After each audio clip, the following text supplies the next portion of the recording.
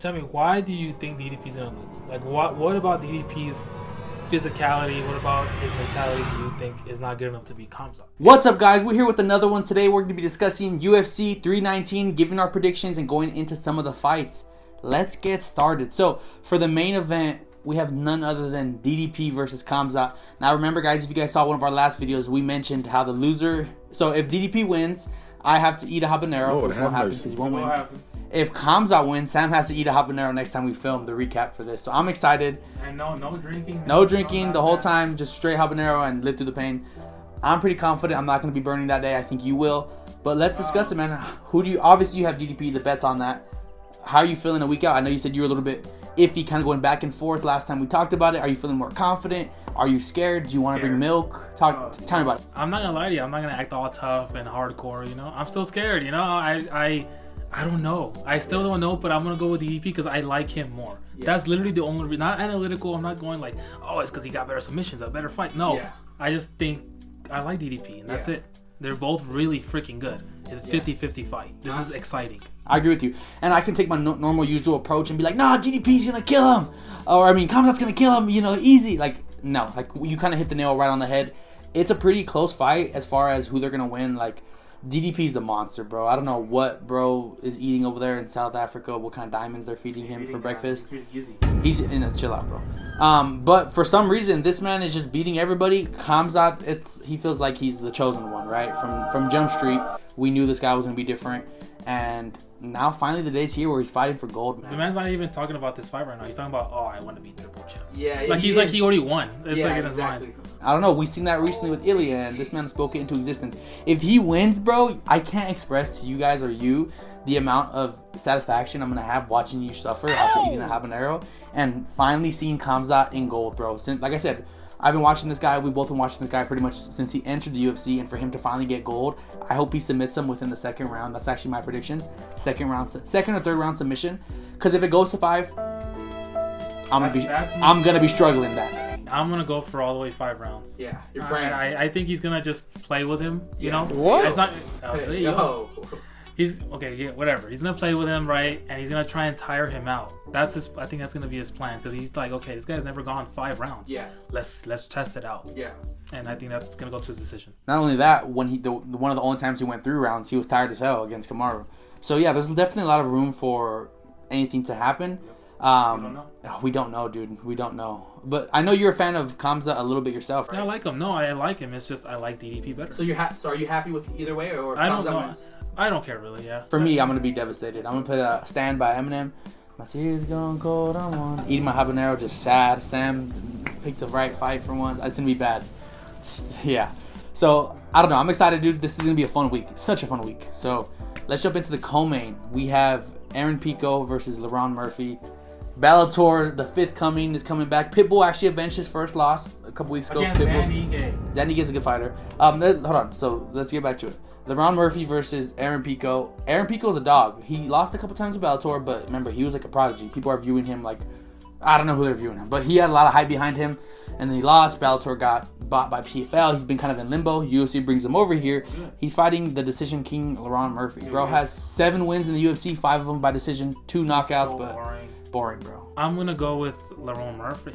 Yeah. I just have to because it's like I'm sick of just falling for this, man. Yeah. 3 in a row. Michael Chandler, Patchy Mix. Oh, sorry, 4 at this point. Patchy Mix, Pitbull, and now LaRon Murphy. What's his name? Pico. Yeah. And I'm just like, I can't go for Bellator anymore. It feels like the only thing I like is now 1 championship because of Ritter. No, I get that, and that's fair. For me, I'm leaning towards LaRon Murphy, but part of me is excited to see Aaron Pico and him be successful. I think out of all the people that came over, he's going to have some of the most success. But you actually miss somebody who saw relative success in coming into the UFC. He's actually on this same card, MVP. Oh, that's true. That's true, MVP. So he's holding down, and he's older, so MVP is a bit of an anomaly. I think that Aaron Pico actually has a good chance. LaRon Murphy has some nice wins under his belt. Josh Emmett, people say what you want about him, he's a dog. Dan Ige, again, you're a hater, and he beat Barbosa. So Barbosa's a firefighter. Those one of the best spinning heel kicks in UFC history. All right, let's go to the third fight of the night. We have Jeff Neal versus Carlos Pratas. This one was a fun one, and for me, it was kind of hard to pick which way I wanted to lean.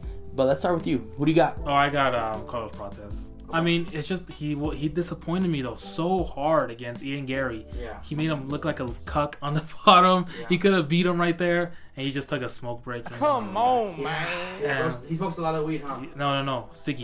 Cigarettes. He smoked a lot of ciggies. Yeah. So, but it's just Jeff Neal's getting older. Prates, it feels like it's his time right now to finally show out. Yeah.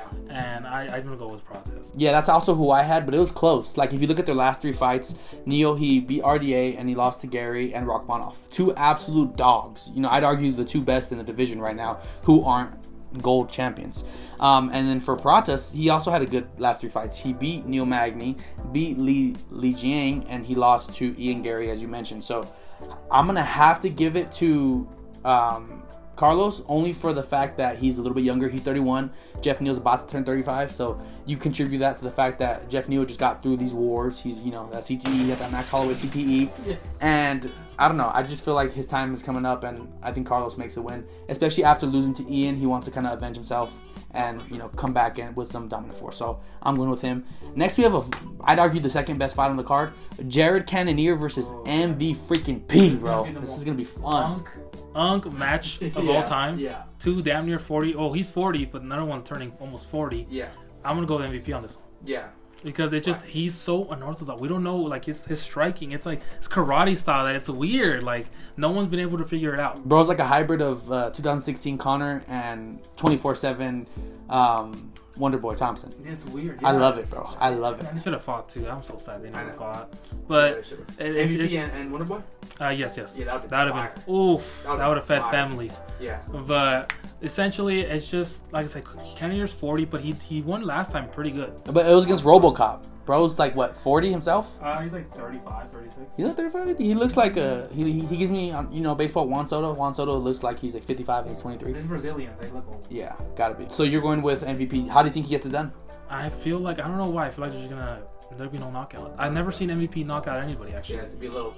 just like hitting him, but it's exciting, though. Right? Yeah, it is, yeah. He goes to position every time, but it's never a boring fight. I'll give him that. Not to bring it back to Izzy, you know what I mean? But that's a little bit what Izzy does. Izzy has these fights where he's boring, quote unquote, because he doesn't get knockouts, but he's technical. Maybe we can see that. I don't know. I agree, though. You know, MVP is a little bit more exciting than Izzy, especially last couple fights. But I also am going to MVP just for that fact of what you said. He's been winning his last couple fights. He lost to Ian Gary, sure. But that's not the be-all, end-all. I was actually at that fight. I was rooting against Ian Gary pretty substantially on this one. But he beat the one-eyed pirate, Magomedov. Oh, Shara, the Bullet? Yep, the Bullet. Yeah. So that was impressive because everyone thought he was up next. Ian Gary shut that down. What he said, he was like, I'm here to avenge Izzy. I'm here to, like, get him. I'm like, oh, my damn it. That was kind of weird. And then he lost to Ian Gary, and then he beat Kevin Holland. So, yeah, I'm going for MVP on this one. Now, the opener, we have your favorite fighter, Kai Asakura, one of your favorites, versus Tim Elliott. Listen, he might have lost to the champion, which is, you know, everyone listens to Pantoja. Yeah, it's boring. Okay, stop it. Okay, we need to stop with Worst champion in the UFC. Hate on me for that. John Jones was. But, so essentially, I'm going with Kai because he's Japanese. Okay, come on. Look at the background. Can you guys tell Sam likes Japanese culture?